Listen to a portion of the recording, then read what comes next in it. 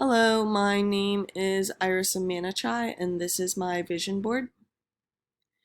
After I graduate from VCU, I'd like to go on and teach high school physical education.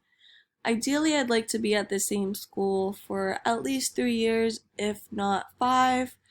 And during that time, I'd like to get back into coaching girls' youth lacrosse or begin coaching at the high school level.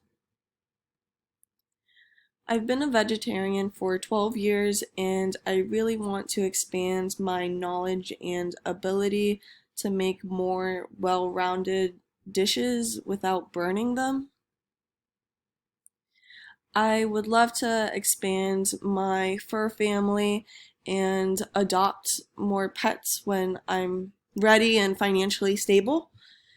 My parents met at the Humane Society in Washington, D.C., so I would like to go back and volunteer at the animal shelter or volunteer at smaller animal shelters and eventually begin fostering. My end goal is to move to Tacoma, Washington and take the state teaching test so I can continue teaching there.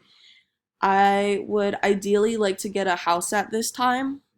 Tacoma is extremely beautiful and I love the hiking trails and the variety of different views.